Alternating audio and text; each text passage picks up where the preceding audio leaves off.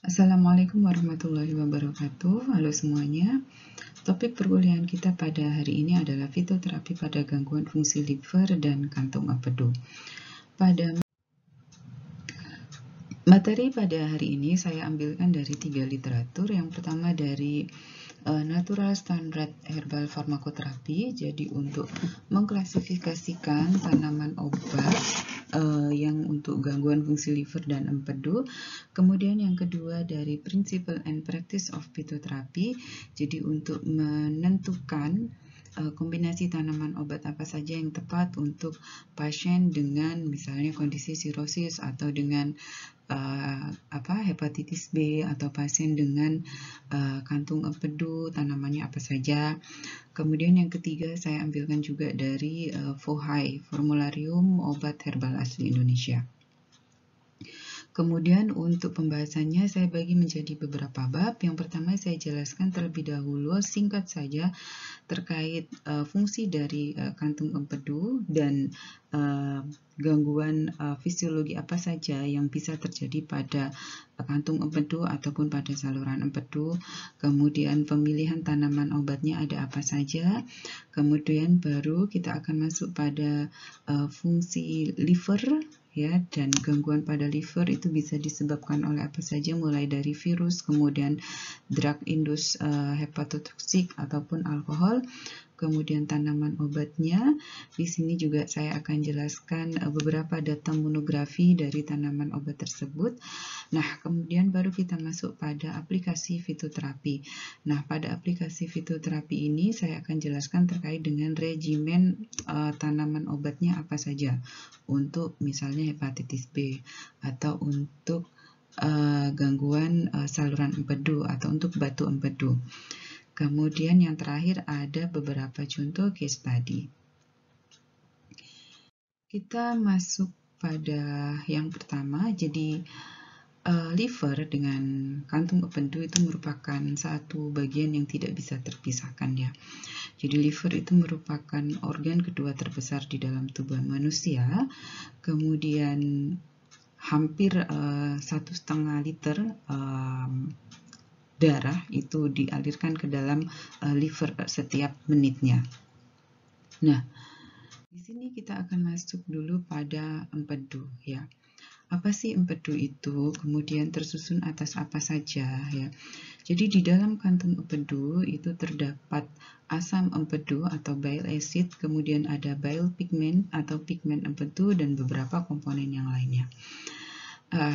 Cairan empedu sendiri ini larut di dalam pelarut yang bersifat basah ya. Kemudian berapa banyak disekresikan per harinya? Hampir 500 mili. Kemudian sekresi cairan empedu itu paling banyak terjadi ketika kita mengkonsumsi makanan. Ya, kenapa ketika mengkonsumsi makanan cairan empedu itu banyak? Karena cairan empedu itu berfungsi untuk membantu proses metabolisme makanan. Kemudian beberapa komponen di cairan empedu ini juga mengalami siklus enterohepatik ya. Jadi di dalam setelah dia disekresikan ke dalam usus halus dan usus besar, kemudian akan direabsorpsi lagi masuk ke liver. Nah, bentuk terkonjugasi ya dari bile pigment atau pigmen empedu itu adalah bilirubin dan biliverdin. Jadi dalam cairan empedu, saya ulangi ya, dalam cairan empedu itu ada bile acid atau asam empedu, ada bile pigment dan komponen yang lainnya. Nah, bile pigment itu tersusun atas bilirubin dan biliverdin. Nah, kalau bile acid itu tersusun atas apa saja ya? Ada beberapa jenis bile acid ya. Yang pertama adalah primary bile acid, secondary bile acid, dan tertiary bile acid atau asam empedu ya. Yang termasuk pada asam empedu primer ya. Ini yang disekresikan langsung dari kantung empedu itu adalah senyawa kolik, kemudian ada sinudioxycholic acid dan garam. Jadi dia diproduksi langsung oleh kantung empedu. Kemudian ada secondary bile acid.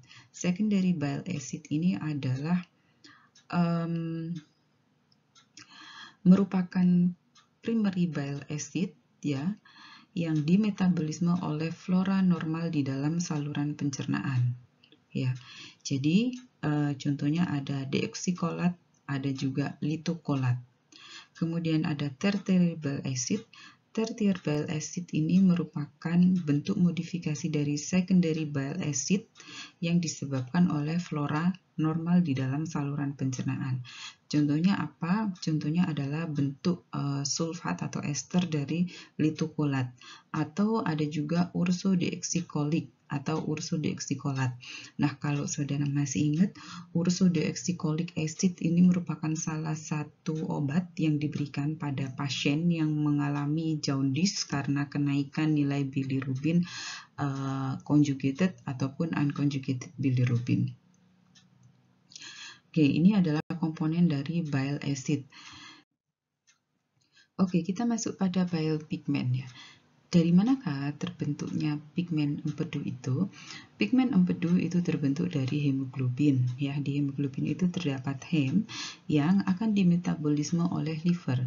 Hem ini akan diubah menjadi biliverdin. Biliverdin berubah menjadi unconjugated bilirubin. Kemudian unconjugated bilirubin ini akan diubah atau diikat, mengalami ikatan konjugasi dengan asam glukuronat menjadi conjugated bilirubin. Kemudian conjugated bilirubin ini akan disekresikan ke dalam duodenum, usus besar ya, untuk membantu proses pencernaan makanan ya. Kemudian sebagian diekskresikan langsung ke feses, kemudian sebagian oleh flora normal diubah menjadi urobilinogen dan akan mengalami siklus enterohepatik, direabsorpsi lagi oleh sel-sel hepatosit di liver. Nah, kapan terjadi hiperbilirubinemia? Hiperbilirubin ini terjadi ketika ada yang pertama yaitu peningkatan produksi bilirubin. Kemudian yang kedua yaitu penurunan uptake bilirubin pada proses siklus enterohepatik. Ya. Kemudian yang ketiga adalah gangguan pada proses konjugasi. Jadi, ketika sel-sel hepatosit ini mengalami kerusakan, misalnya pada pasien dengan hepatitis B kronis atau pada pasien dengan sirosis, ya, maka kan sel-sel hepatositnya sudah membentuk fibrosis sehingga mereka tidak bisa mensekresikan lagi enzim, sudah tidak bisa mensekresikan lagi asam glukuronat. Nah, pada tahapan seperti itu, apa yang terjadi? Yang pertama adalah proses enterohepatik di sini akan terganggu ya, sehingga yang seharusnya urobilinogen itu direabsorpsi lagi maka tidak bisa direabsorpsi. Kemudian yang kedua, unconjugated bilirubin ini tidak bisa diikat oleh asam glukuronat karena nggak ada asam glukuronatnya ya, sehingga conjugated bilirubinnya ini pasti akan naik tinggi sekali ya. Kemudian hiperbilirubinemia itu juga bisa terjadi jika terdapat gangguan sekresi dari conjugated bilirubin. Kapan terjadi gangguan sekresi? Misalnya ada batu empedu ya, jadi gallstone ya, sumbatan pada saluran empedu, atau bisa juga terjadi karena intrahepatik atau extrahepatic bile duct obstruction ya. Jadi ketika di saluran empedu itu terdapat sumbatan atau batu empedu, maka conjugated bilirubin ini tidak bisa disekresikan ya. Jadi conjugated bilirubinnya akan naik tinggi sekali pada pasien dengan batu empedu. Kalau pada pasien dengan gangguan fungsi liver ya, yang naik lebih tinggi itu adalah yang unconjugated ya, karena unconjugatednya tidak bisa diikat oleh asam glukuronat karena hepatositnya tidak bisa memproduksi atau mensekresikan glukuronic acid. Nah, keseluruhan proses ini ya, hiperbilirubin itu pasti manifestasi klinisnya adalah jaundice ya. Kemudian, nah apa fitoterapi yang bisa diberikan pada pasien yang mengalami gangguan pada fungsi empedu ya? Saya bahas di sini spesifik langsung pada gangguan fungsi empedu ya. Yang pertama adalah kolagogu, kemudian yang kedua adalah koleretik. kalau saudara ingin baca lebih detail, ini ada di Principle and Practice of Phytotherapy. Jadi kolagogu itu adalah tanaman obat yang menyebabkan kontraksi dari kantung empedu. Jadi kalau kantung empedu itu mengalami kontraksi, maka cairan empedu itu akan disekresikan ke saluran pencernaan. Apa contohnya? Ini saya berikan contoh yang termasuk endogen kolagogu. Endogen kolagogu itu misalnya fatty acid, kemudian asam amino ya. Jadi komponen-komponen dasar dari makanan itu adalah endogen kolagogu. Jadi kalau saudara itu mengkonsumsi whatever itu yang ada fatty acidnya, ada asam aminonya, itu pasti akan men-trigger kantung empedu untuk berkontraksi sehingga dia akan mensekresikan lebih banyak cairan empedu ke dalam saluran pencernaan ya. Kemudian yang kedua adalah koleretik. Koleretik ini adalah substan atau tanaman obat yang meningkatkan produksi cairan empedu. Jadi beda ya antara kolagogu dan koleretik. Contoh yang termasuk dalam endogen koleretik adalah hormon sekretin, kemudian garam empedu. Nah, apa indikasi dan kontraindikasi dari kolagogu dan koleretik ini ya? Jadi yang pertama adalah kolagogu dan koleretik ini diindikasikan untuk moderate cholecystitis atau infeksi pada kantung empedu. Kemudian yang kedua adalah jika terjadi case di mana pasien mengalami jaundice karena peningkatan kadar conjugated bilirubin ya. Jadi kalau kadar conjugated bilirubinnya meningkat itu kan berarti dia nggak bisa disekresikan ya oleh kantung empedu ke saluran pencernaan.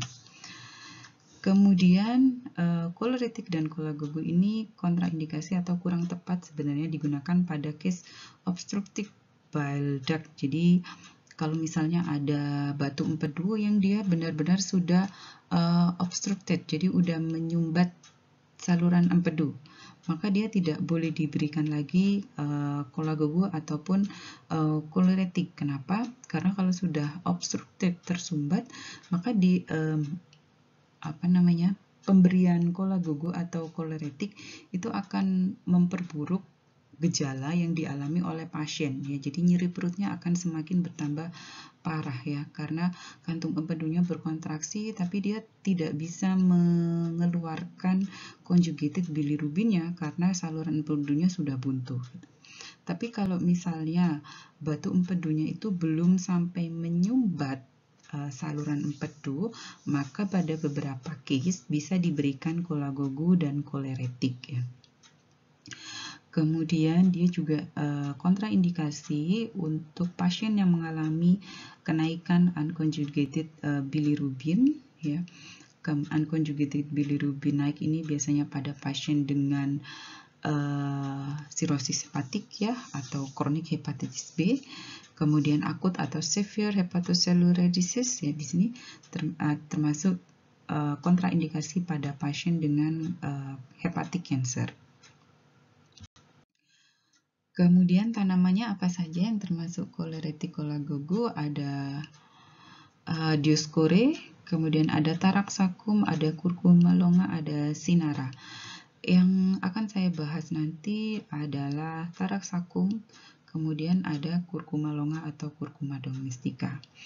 Nah, bagaimana cara mengkonsumsi koleretik kolagogu yang tepat ya?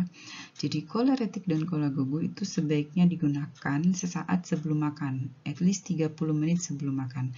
Kenapa kok sebelum makan? Karena memang tujuan dari koleretik kolagogu itu adalah meningkatkan sekresi dari conjugated bilirubin ya, dari cairan empedu maksud saya, dari cairan empedu pada saat pasien itu mengkonsumsi makanan ya.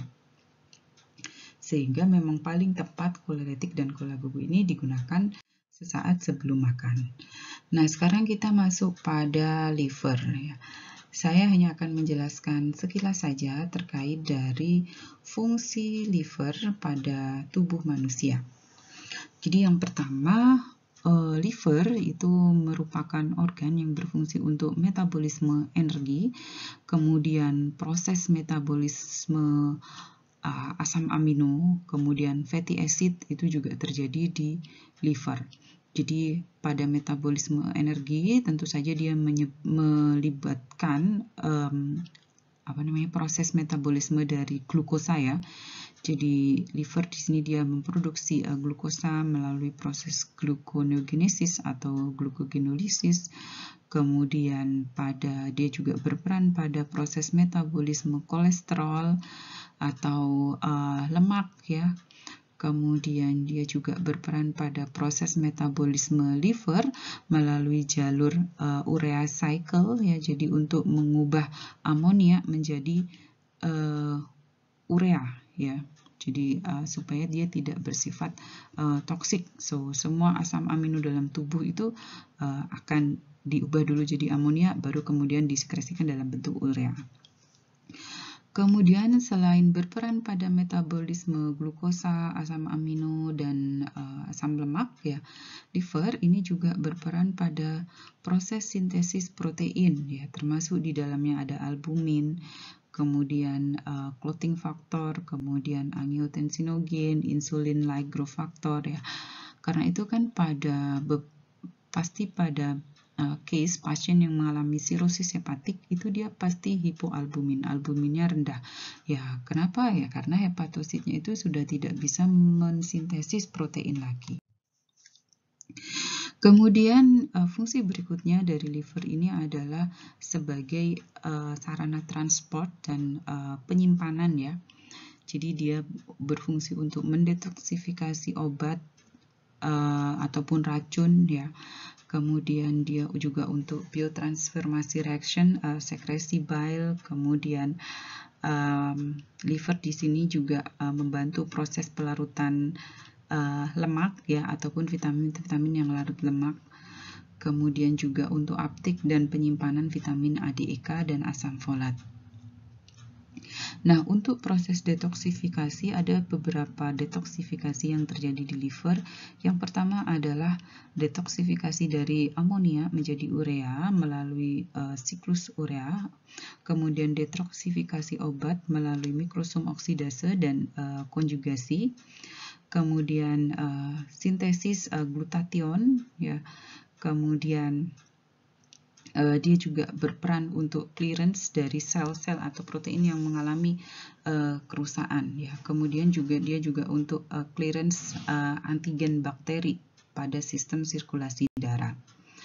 Nah, sekarang di sini saya akan spesifik sekali membahas pada fungsi detoksifikasi ya. Jadi liver ini sangat berperan besar untuk mendetoksifikasi berbagai macam benda asing yang masuk ke dalam tubuh kita ya, baik itu obat ataupun racun ya. Nah, detoksifikasi ini tidak hanya terkait dengan komponen atau makanan-makanan yang berasal dari eksogen ya, tapi juga internal metabolites. Nah, proses detoksifikasi dari toksik ataupun drugs di dalam liver itu terjadi melalui dua fase. Jadi, fase yang pertama yaitu reaksi enzimatik. Reaksi enzimatik ini bisa berupa reaksi oksidasi, reduksi, atau hidrolisis. Yang jelas, dari reaksi enzimatik ini akan menghasilkan molekul yang bersifat reaktif. Ya. Nah, siapa yang berperan pada fase 1 di sini? Yang berperan adalah enzim sitokrom P450. Masih ingat sitokrom P450 itu ada banyak sekali derivatnya ya.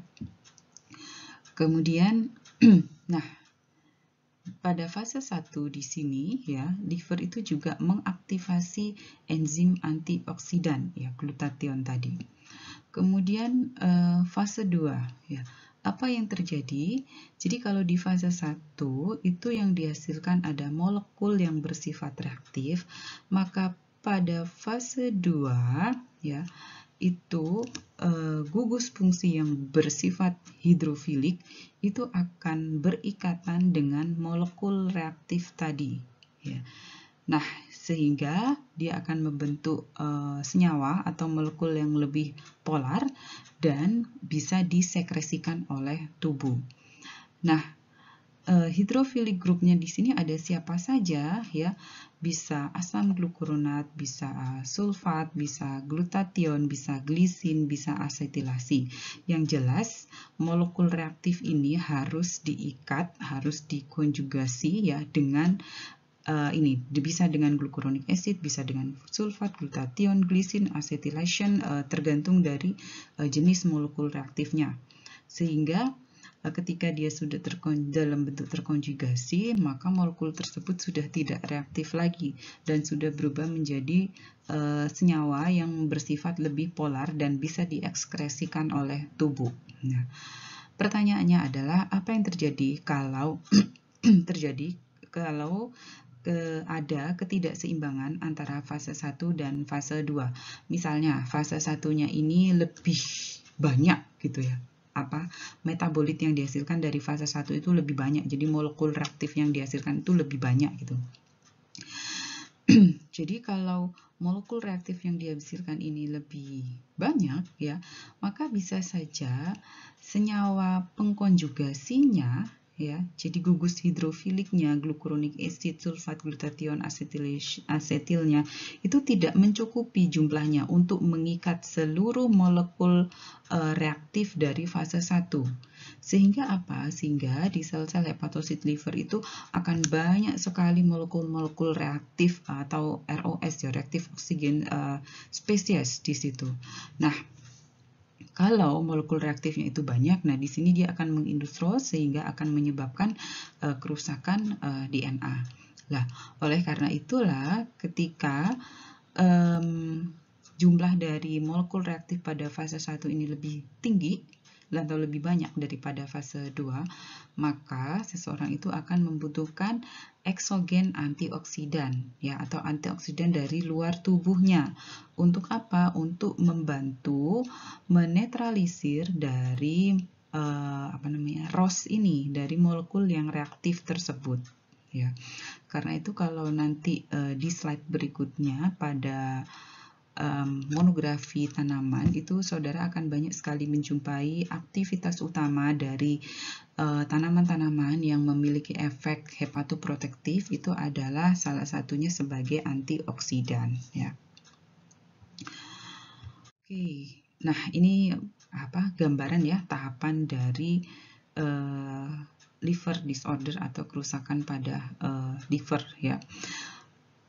Fatty liver ini biasanya tidak tampak ya, jadi pada orang-orang atau pada pasien yang dia obesitas yaitu terutama pasti fatty livernya banyak. Kemudian kita masuk pada liver disorder ya. Ini adalah pemetaan ya penyebab dari gangguan pada fungsi liver ya. Kalau saudara kita lihat di sini ya, paling besar liver disorder itu diindus atau disebabkan oleh penyalahgunaan alkohol ya. Kemudian berikutnya disusul oleh virus hepatitis B, kemudian hepatitis ada autoimun, kemudian ada drug induced hepatotoxic anti TB ya. Kemudian ada autoimun hepatitis. Nah, kita masuk pada types of liver disorder. Yang pertama adalah hepatitis ya. Hepatitis ini ada 3 macam ya yang sering sekali atau umum dikenal, ada hepatitis A, B, dan C. Yang biasanya dia itu bisa berubah menjadi kronis dan baru diketahui ketika muncul sirosis, itu adalah hepatitis B ya. Hepatitis A ini bisa penyakitnya atau virusnya itu dia bisa sembuh melalui pengaktifasian dari sistem imun tubuh pada manusia. Kemudian nah ini hepatitis B ya. Pada beberapa orang ini hepatitis B ini bisa berubah menjadi kondisi yang kronis yang dia bisa menyebabkan sirosis atau kanker pada liver. Kemudian selain disebabkan oleh virus, gangguan fungsi liver juga bisa diindus oleh drugs atau obat. Ada beberapa jenis obat ya yang sangat terkenal merupakan drug induced hepatotoxic, yaitu anti-TB ya. Kemudian ada beberapa golongan anestetik, antibiotik ya, kemudian paracetamol pada dosis tinggi ya. Kemudian ada juga tanaman obat yang dia bisa menyebabkan drug induced hepatotoxic. Ada Pipermint mysticum atau kava-kava, kemudian ada Symphytium officinale atau Comfrey. Symphytium officinale ini merupakan salah satu tanaman obat tradisional di Indonesia ya, dan biasanya dipakai untuk mengatasi gangguan pada saluran pencernaan, saluran pernafasan. Kemudian bisa juga untuk mempercepat proses penyembuhan luka gitu. Cuman memang semenjak diketahui kalau dia bisa mengindus hepatotoxic, penggunaan Comfrey atau Symphytium officinale ini mulai dibatasi ya. Dan setelah dilakukan penelitian, memang di dalam Symphytium officinale ini terdapat senyawa alkaloid pyrrolizidin ya, yang dia bersifat hepatotoksik. Kemudian ada Visum album atau mistletoe, ini biasanya untuk case kanker ya. Kemudian alkohol, acetaminophen atau paracetamol. Nah, kita masuk pada hepatoprotektif. Apa sih hepatoprotektif itu ya? Jadi hepatoprotektif itu adalah tanaman obat ya yang bisa membantu mengurangi kerusakan pada liver yang disebabkan oleh suatu penyakit atau stresor ya, sehingga dia bisa mencegah progresivitas dari kerusakan liver tersebut. Nah, kebanyakan hepatoprotektif ini aktivitas farmakologi utamanya adalah dia pasti akan memiliki sifat sebagai antioksidan. Kemudian itu yang pertama. Kemudian yang kedua, beberapa tanaman dia bisa mengindus selular protektif ya. Jadi melindungi sel-sel hepatosit yang ada di liver.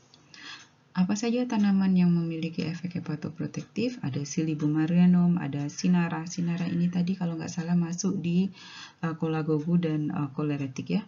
Kemudian ada Schisandra ini tanaman khas dari Cina. Kemudian apa indikasi dari hepatoprotektif? Ini biasanya untuk infeksi virus hepatitis. Kemudian untuk pasien yang mengalami kerusakan liver karena alkohol. Kemudian untuk sirosis ya atau penyakit liver kronis yang lainnya. Nah, bagaimana cara penggunaannya? Beberapa literatur itu menyebutkan bahwa hepatoprotektif itu paling bagus itu dikonsumsi pagi ya sebelum sarapan dan malam sebelum makan malam ya. Kemudian ini salah satu contoh produknya ya, Silybum marianum. Kandungannya adalah silimarin dan tanaman ini sudah sangat terkenal karena memang dia sudah melalui uji klinis ya, dan memang terbukti memiliki efek hepatoprotektif. Oke, kita masuk pada selected herbal medicine untuk liver disorder. Ada apa saja? Ini saya ambilkan dari Natural Standard Herbal Pharmacotherapy ya, yang ada grading scale-nya itu. Ada Astragalus, ada Cordyceps, ada Dandelion, ada Silybum marianum ya. Jadi Astragalus ini grade-nya C, kemudian Cordyceps sinensis ini untuk hepatitis B itu grade-nya B, kemudian Dandelion untuk hepatitis B grade-nya C, kemudian Licorice untuk hepatitis C itu grade-nya C, kemudian Silybum marianum ini hepatoprotektif ya, whether untuk cirrhosis, chronic hepatitis ataupun drug induced hepatotoxic ini grade-nya B. Kemudian ada rhubarb atau kelembak ya.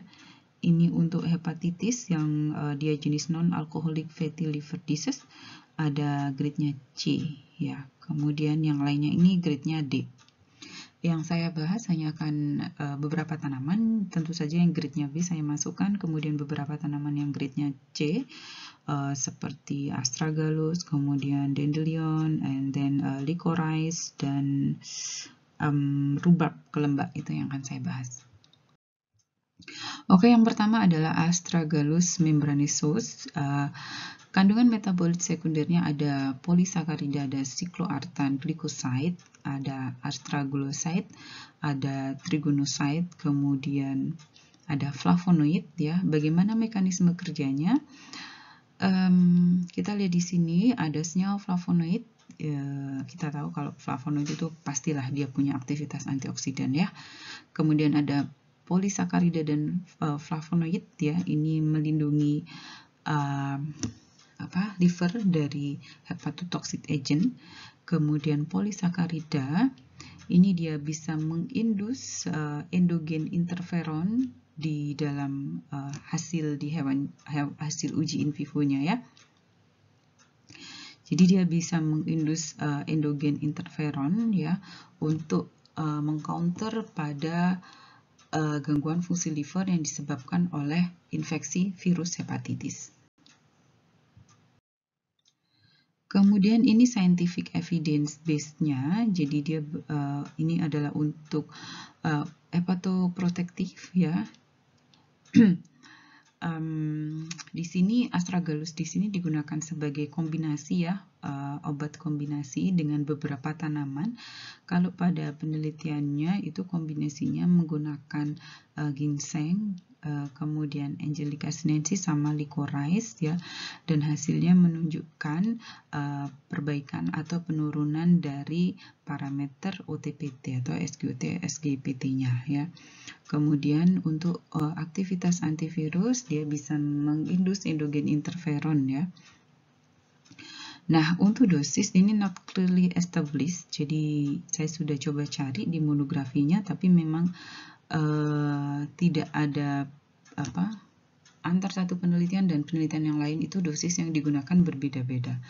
Ya, karena itu dia nulis di situ not clearly established. Kemudian penggunaannya ini jarang sekali yang single, jadi digunakan sendirian astragalus saja, tapi kebanyakan memang digunakan dalam bentuk kombinasi. Berikutnya adalah Cordyceps sinensis. Cordyceps sinensis ini metabolit sekundernya ada adenosin, kebanyakan golongan alkaloid ya, ergosterol, kemudian ada linoleic acid, golongan phenolic acid. Kemudian bagaimana mekanisme kerjanya? Cordyceps ini ternyata dia bisa menghambat hepatic fibrogenesis ya. Jadi dia bisa memperlambat pembentukan jaringan fibrus pada sel-sel hepatosit. Kita tahu bahwa salah satu tahapan pada sirosis itu adalah terjadi pembentukan jaringan fibrus di sel-sel hepatosit, sehingga kalau hepatositnya itu sudah menjadi jaringan fibrus ya otomatis dia tidak bisa melakukan fungsinya, dia tidak bisa metabolisme asam amino, kemudian fatty acid, dia tidak bisa mendetoksifikasi racun ataupun obat dan seterusnya. Nah, bagaimana ceritanya kok dia bisa memperlambat proses fibrogenesis ya? Nah, ternyata Cordyceps sinensis ini mampu menghambat TGF-beta. Jadi kalau TGF-beta itu dihambat akan terjadi down regulation dari platelet derived growth factor atau PDGF.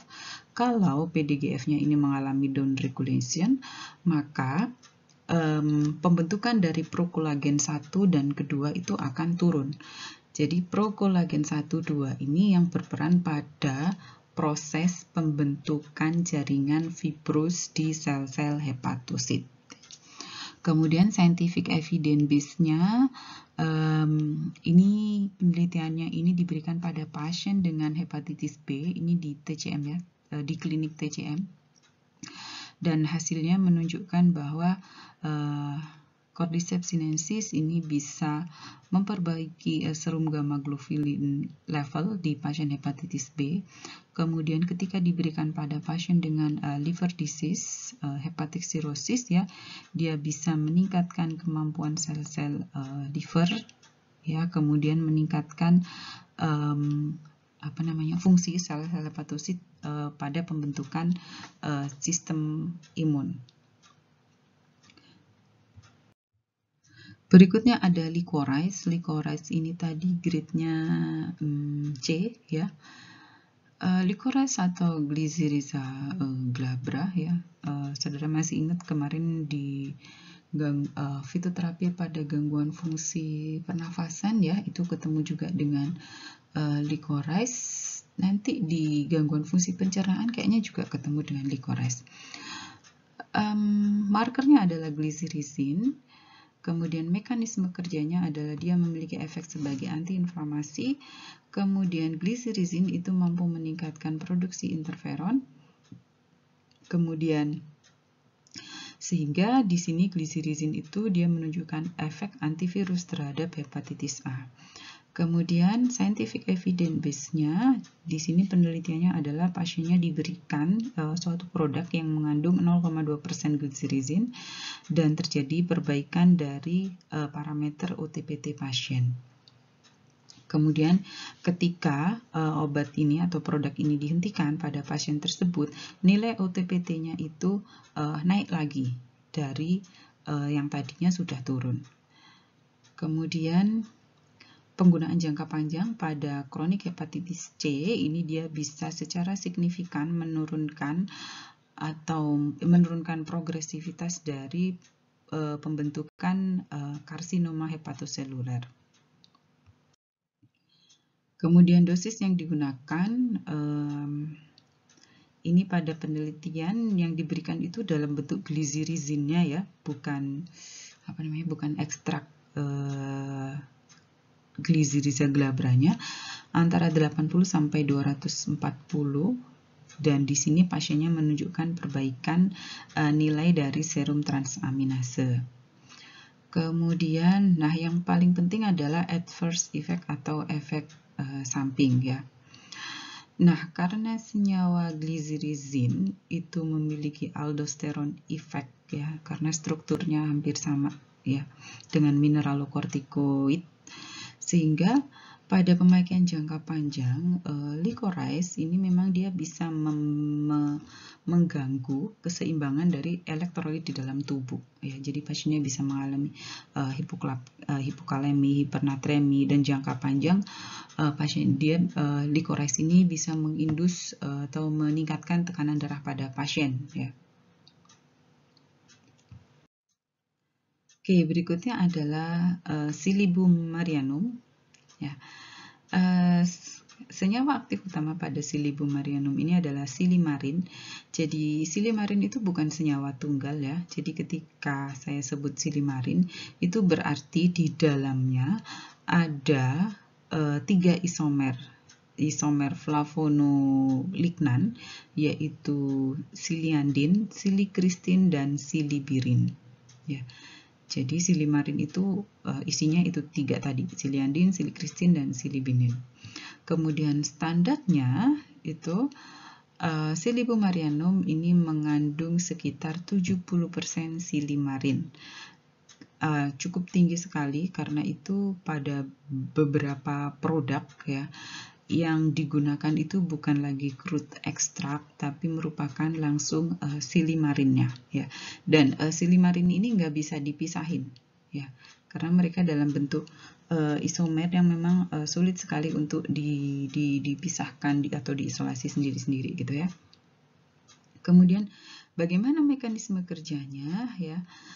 Senyawa flavonolignan pada Silybum marianum ini menunjukkan efek antioksidan Kemudian kalau dia punya efek antioksidan, berarti kalau diberikan pada pasien dengan sirosis yang mana gugus hidrofiliknya atau pengkonjugasi itu sudah sangat sedikit sekali, asam glukuronat, kemudian glutathione, kemudian asetilnya itu sudah sangat sedikit, sehingga dia butuh eksogen antioksidan ya untuk menetralisis molekul reaktif yang dihasilkan dari fase 1.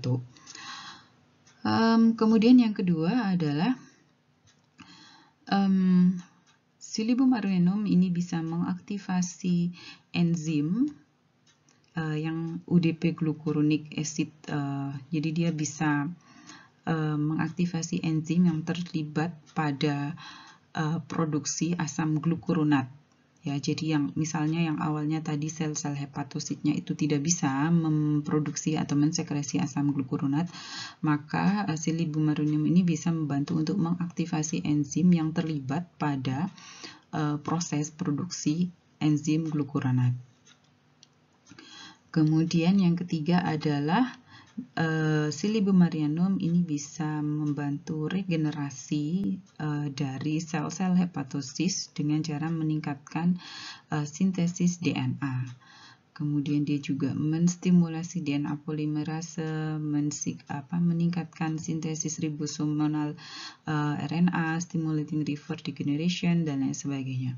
Jadi kalau kita lihat dari sini, aktivitas farmakologi atau mekanisme kerja dari Silybum arulenum ini tidak hanya pada satu sisi saja sebagai antioksidan ya, tapi dia juga berperan pada selain sebagai antioksidan ya, dia juga mengaktifasi enzim pada proses pembentukan atau pada proses biosintesis asam glukuronat.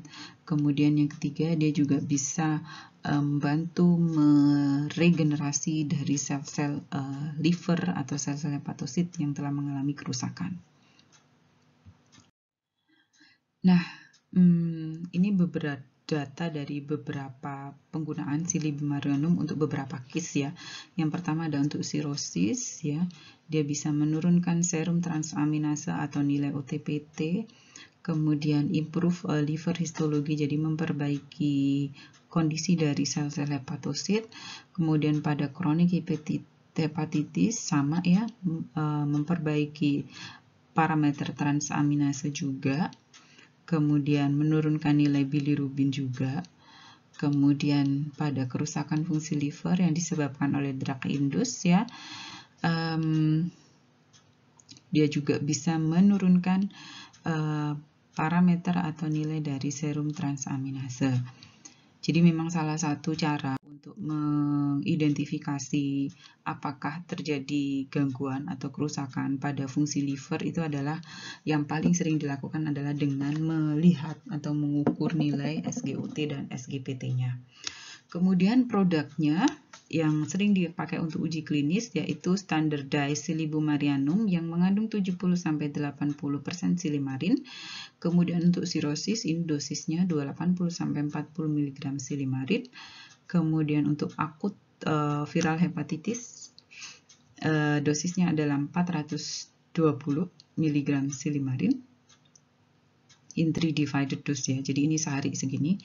Kemudian untuk drug induced hepatotoxic ini sama seperti sirosis ya, 240 sampai 420 silimarin.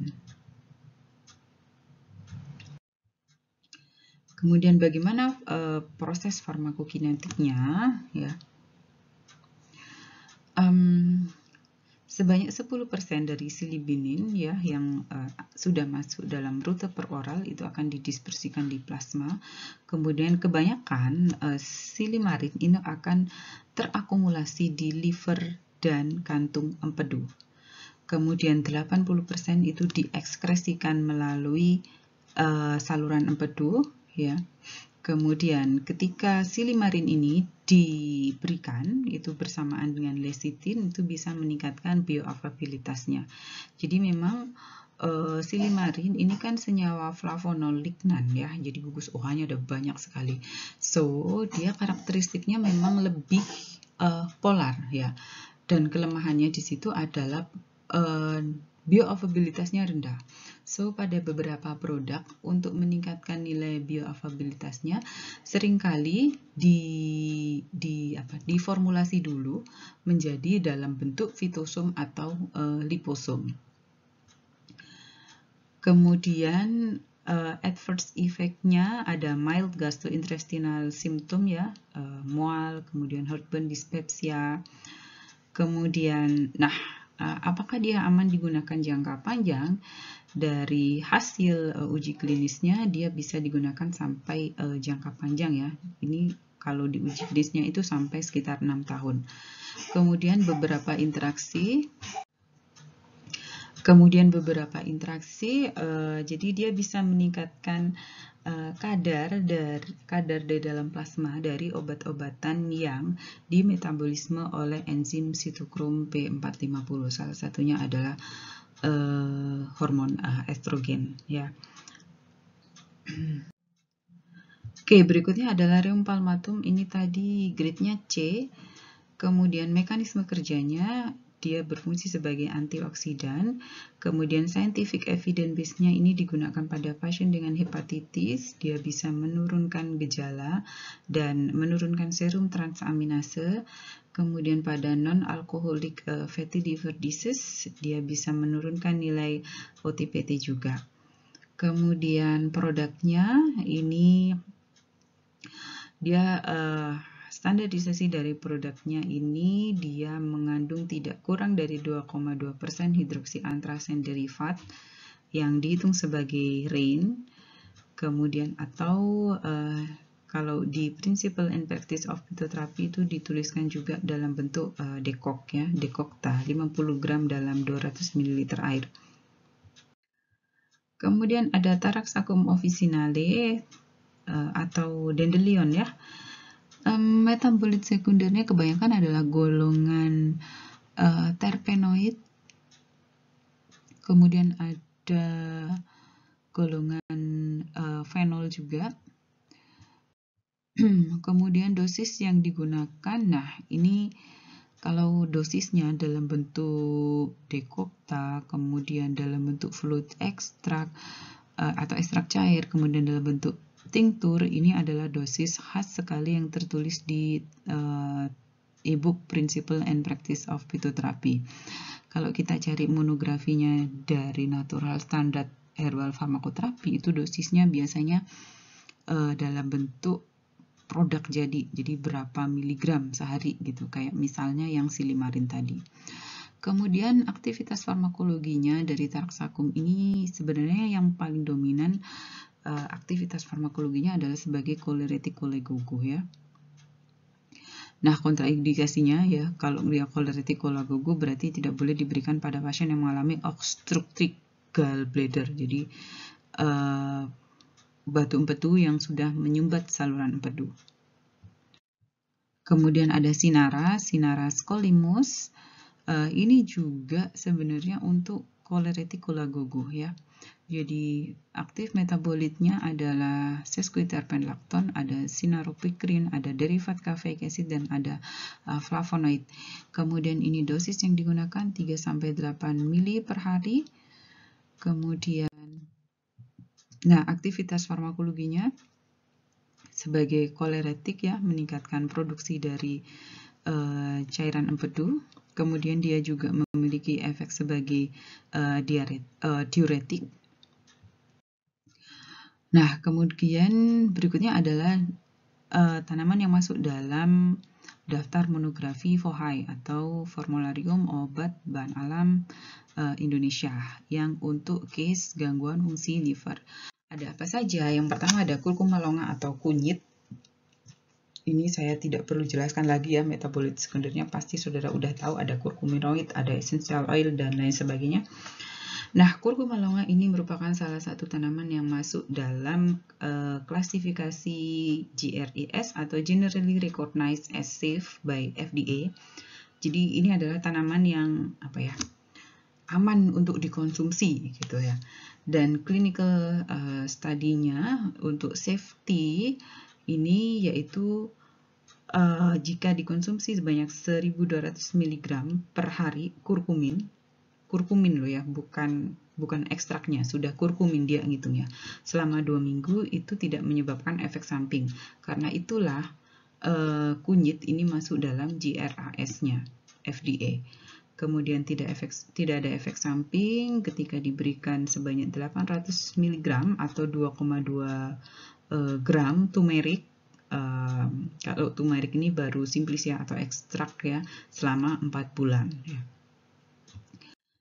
Kemudian bagaimana preclinical study-nya? Ini adalah data preclinical study-nya.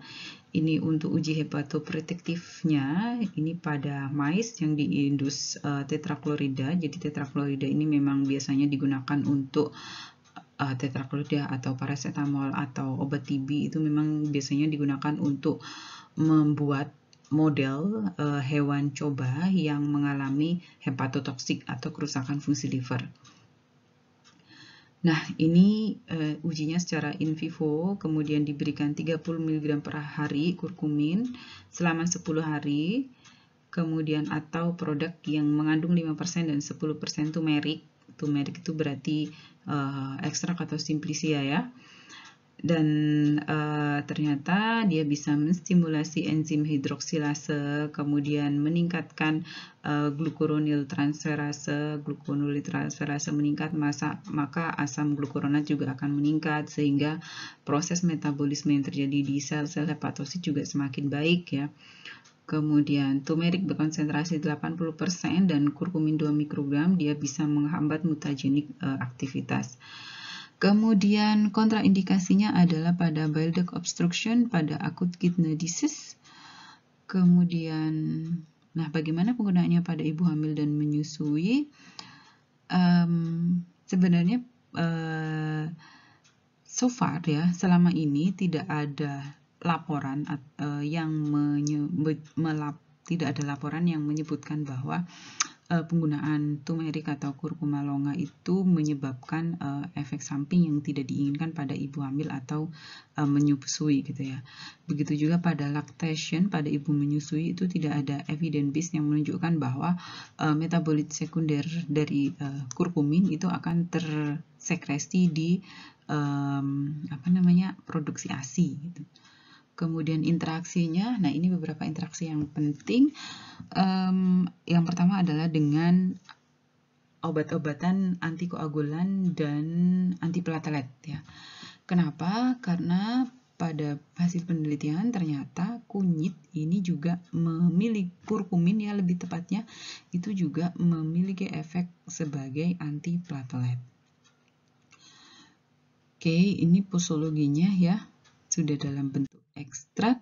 Kemudian ada Phyllanthus niruri atau meniran, ini aktif komponnya, ada filantin, biasanya kalau di FHI markernya itu adalah filantin, and then ini data safety-nya ada LD50 sekian, kemudian ada toxic subchronis, ada preclinical study untuk gangguan fungsi liver, ini adalah ujinya untuk antihepatitis B. Kemudian studi pada 37 pasien dengan hepatitis B kronik ya, diterapi dengan Phyllanthus niruri 600 mg per hari selama 30 hari ya. Nah, ini menunjukkan bahwa 59 pasien itu HbSAg-nya negatif 2 minggu setelah 2 minggu pasca terapi ya. Nah, kemudian dievaluasi 9 bulan, ternyata dari hasil cross check ke uji in vitro ya, Phyllanthus niruri ini dapat menghambat proliferasi virus ya. Kemudian indikasi, kontraindikasi dan efek samping saudara bisa cek di FOHI. Kemudian beberapa sinergi drug interaction. Sebenarnya ini drug interaction-nya lebih pada karena efek farmakologi atau efek pada penampakan klinisnya hampir sama gitu ya. Jadi dia memiliki efek sinergi dengan obat-obatan antihipertension atau oral hypoglycemic drugs. Kemudian ada Paliasa, Klein Hofia Hospital. Paliasa ini juga salah satu tanaman yang terkenal di Indonesia ya. Dia sering digunakan sebagai salah satu komponen obat tradisional ya. Metabolit sekundernya ada quercetin, kaempferol, ini golongan flavonoid ya. Ada triterpen, ada minyak atsiri. Kemudian ini LD50-nya. Nah, clinical study-nya. Clinical study-nya ini datanya adalah penelitian RCT pada pasien hepatitis di beberapa RS ya, di beberapa rumah sakit, dibagi menjadi beberapa kelompok ya. Kelompok 1 itu pasien yang atau responden yang menerima terapi suportif dan ekstrak paliasa. Kemudian kelompok 2 ini responden yang mendapatkan terapi suportif saja tanpa ekstrak paliasa. Kemudian, nah, hasilnya yang dievaluasi adalah kadar OTPT, kemudian nah, hasil yang didapatkan ya, ini dia bisa menurunkan kadar OTPT pada pasien hepatitis. Ini posologi dosisnya. Kemudian yang berikutnya di FOHI ada kurkuma santoriza atau temulawak. Ini kurkuma itu sebenarnya marker yang digunakan untuk quality controlnya adalah santorizol ya. Kemudian ini data safety-nya. Dari 5 penelitian pada manusia dengan dosis sekian kurkumin ya, tidak ada toksisitas. Kemudian preklinis study-nya santorizol yang diberikan selama 4 hari, dia bisa mencegah hepatotoksik yang diindus oleh cisplatin. Kemudian adverse effect-nya, nah pada dosis tinggi bisa mengindus gastritis memang ya kunyit ini, terutama kalau konsumsinya sebelum makan. Nah, sekarang kita masuk pada regimen tanaman obatnya ya. Jadi kalau pada akut viral hepatitis itu regimen tanaman obatnya apa saja, kemudian kalau pada gallbladder itu seperti apa, kalau pada sirosis itu seperti apa gitu. Nah, kita yang pertama pada akut viral hepatitis ya. Di sini dibedakan ada hepatitis A, B, dan C. Tujuan terapinya pada hepatitis A itu adalah untuk mempercepat proses penyembuhan pasien ya. Kemudian pada hepatitis B dan C ini tujuan dari pemberian terapi tanaman obatnya ini adalah untuk mencegah progresivitas menjadi kronik hepatitis. Nah, terapi yang diberikan apa?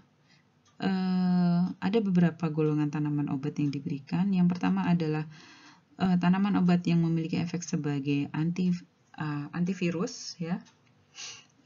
Terutama di sini Phyllanthus neruri ya. Kalau Hippuricum perforatum ini sebenarnya meskipun dia itu grade-nya bagus untuk antivirus, tapi memang relatif jarang karena ada efek sedatif ya dari Hippuricum perforatum.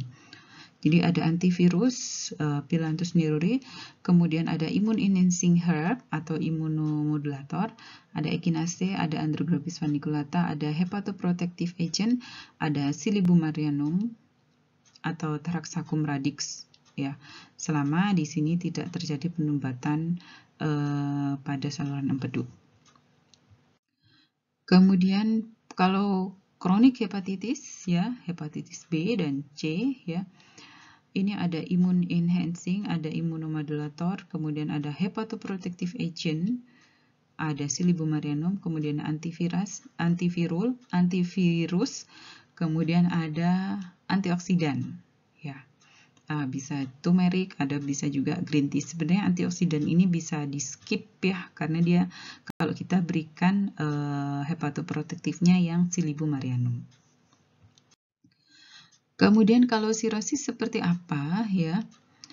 Nah, sirosis di sini tujuannya adalah untuk mencegah progresivitas terbentuknya jaringan fibros pada sel-sel liver. Ya.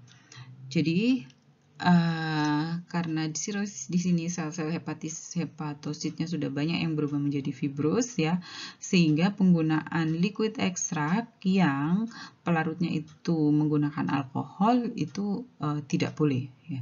Jadi harus digunakan dalam bentuk tablet, kapsul, atau infusion atau dekok ya. Kemudian apa saja tanaman obatnya? tanaman obat yang utama diberikan pada sirosis hepatik ini adalah Silybum marianum. Kemudian beberapa textbook itu juga menyebutkan penggunaan Centella asiatica ya atau pegagan. Tujuannya apa? Tujuannya adalah untuk menurunkan atau mencegah ya pembentukan dari jaringan fibrus yang berlebihan. Kemudian gallstone atau batu empedu. Nah, batu empedu ini terbentuk ketika kolesterol ya itu mencapai kondisi jenuh ya. Jadi kondisi jenuh di dalam kantung empedu. Tanaman obatnya di sini ada dua jenis, ada Colereticulagogue, kemudian ada Spasmolytic herb karena pasti nyeri ya kalau pasiennya itu ada kantung empedu, ada batu empedunya, kemudian ada bitter herb. Bitter herb di sini adalah untuk memperbaiki kondisi dari saluran pencernaan dan untuk memperbaiki fungsi dari kantung empedunya. Kemudian Colereticulagogue-nya bisa menggunakan taraxacum atau bisa juga menggunakan sinara. Kemudian, pada pasien dengan gallstone atau dengan batu empedu ini sangat harus dihindari mengkonsumsi atau menggunakan tanaman-tanaman yang kandungan saponin steroidnya itu tinggi. Kenapa tidak harus dihindari? Karena di sini kan saponin steroid ya, kalau dia masuk ke dalam saluran pencernaan itu akan didegradasi oleh flora normal sehingga saponin steroidnya pecah menjadi bentuk glukosa dan aglikon steroid. Nah, steroid itu bisa memperparah pembentukan dari batu empedu. Kemudian lama terapinya ini bisa sampai 6 bulan ya. And then, adjunctive terapinya apa saja? Ada beberapa terapi non-farmakologi yang bisa kita sarankan. Yang pertama adalah perubahan pola makan ya. Jadi yang pertama bisa menyarankan pasien untuk mengkonsumsi tinggi kalsium. Kenapa tinggi kalsium? Karena pasien-pasien dengan kerusakan atau gangguan fungsi liver itu sangat rentan mengalami osteoporosis. Kemudian makanan atau vitamin yang larut lemak ya, itu penggunaannya harus dipantau karena kalau dia larut lemak otomatis dia sangat butuh cairan empedu untuk proses metabolismenya. Sementara itu kalau pada pasien dengan gangguan liver atau sirosis atau itu batu empedu, sekresi dari cairan empedunya terganggu. Kemudian diet makanannya ini harus diatur ya, terutama protein dan lemak. Kemudian meningkatkan intake dari serat ya untuk mengikat toksin yang masuk ke dalam sistem saluran pencernaan sehingga bisa memperingan kerja dari liver. Kemudian probiotik suplemen probiotik ya. Suplemen probiotik ini apa fungsinya? Fungsinya itu adalah untuk membantu proses metabolisme makanan di dalam saluran pencernaan. Kemudian ini integratif terapi plan-nya. Jadi yang pertama, kalau misalnya ada pasien datang dengan gangguan fungsi liver yang harus dilakukan, yang pertama adalah assessment terkait dengan riwayat penyakit pasien ya. Riwayat penyakit, kemudian riwayat pengobatan, kemudian penyakit riwayat keluarga ya, penyakit di keluarganya. Kemudian sexual history. Kenapa penting? Karena ingat ada jenis hepatitis yang ditularkan melalui hubungan seksual. Kemudian yang tidak kalah penting adalah riwayat pengobatan ya, ataupun penggunaan alkohol ya. Ini untuk mengetahui apakah gangguan atau kerusakan livernya itu diindus oleh obat atau diindus oleh infeksi virus. Kemudian assessment terkait status nutrisi dari pasien. Kemudian harus dikonfirmasi juga apakah pasien itu menggunakan tanaman obat. Ya, kenapa? Karena ada juga tanaman obat yang mengindus hepatotoksik ya, kayak misalnya tadi kava-kava ya atau comfrey. Kemudian setelah dilakukan assessment, yang berikutnya adalah mengevaluasi gejalanya ya. Bisa dari gejala klinisnya, pasiennya jaundice atau tidak, kemudian dia mengalami mual muntah atau tidak. Karena biasanya rata-rata pasien yang mengalami gangguan liver itu paling umum gejalanya itu adalah mual, ya, mual, kemudian muntah, kemudian perutnya itu rasa begah gitu ya. Kemudian pasiennya mudah sekali kelelahan seperti itu. Kemudian menentukan status atau nilai parameter dari OTPT-nya. Kemudian baru setelah kita lakukan assessment lengkap ya, mulai dari riwayat penyakit sampai gejala yang dialami pasien, ya baru kita tentukan apakah pasien ini tanaman obat yang sesuai itu apa gitu ya, pilihan tanaman obat yang sesuai itu apa. Dan tentu saja juga nggak semua case liver disorder itu membutuhkan tanaman obat ya. Jadi kalau misalnya pada case-nya itu obstructive gallbladder, ya itu harus sudah masuk pada tindakan pembedahan ya, nggak bisa atau tidak cukup hanya dengan memberikan tanaman obat yang bisa meluruhkan atau membantu mendegradasi dari komponen batu empedunya, seperti itu. Nah, ada beberapa rekomendasi tanaman yang utama pada case gangguan fungsi liver ya. Yang pertama adalah Silybumarianum, kemudian kedua adalah Licorice, yang ketiga adalah Cordyceps ya. Silybumarianum ini sangat umum dan memang sering sekali digunakan pada pasien dengan gangguan fungsi liver, baik itu hepatitis ataupun sirosis ataupun drug induced hepatotoxic. Kemudian yang kedua adalah Licorice atau Glycyrrhiza glabra ya. Ini sering digunakan pada pasien dengan hepatitis. Tapi perlu diingat, Licorice ini tidak boleh digunakan pada pasien sirosis yang dia sudah asites. Kenapa? Masih ingat efek samping dari glycyrrhizin ini adalah gangguan elektrolit di dalam tubuh ya. Dia bisa menyebabkan hipokalemi, hipernatremi, sehingga kalau pasiennya itu mengalami sirosis asites ya, terus kita kasih Licorice, maka itu akan semakin memperburuk kondisi asitesnya dan semakin memperburuk tekanan darah pasien ya. Kemudian Cordyceps ini terutama digunakan pada TCM ya, traditional Chinese medicine. Dia terutama digunakan pada case hepatitis B. Apakah sel-sel hepatosit yang ada di liver itu bisa mengalami regenerasi? Jawabannya ya, bisa. Jadi ketika seseorang itu mengalami sirosis, kemudian terbentuk banyak sekali jaringan fibros, selama dia masih memiliki sel-sel hepatosit yang normal, ya meskipun sedikit, maka sel-sel hepatosit tersebut bisa mengalami regenerasi. Ya, ini juga yang terjadi pada proses cangkok liver, ya. Jadi pada surgical resection dari jaringan liver ya, itu akan selalu diikuti dengan proliferasi dari sel-sel hepatosit yang masih dimiliki oleh pendonor dari liver. Untuk perkuliahan hari ini semoga bermanfaat. Saya akhiri. Wassalamualaikum warahmatullahi wabarakatuh.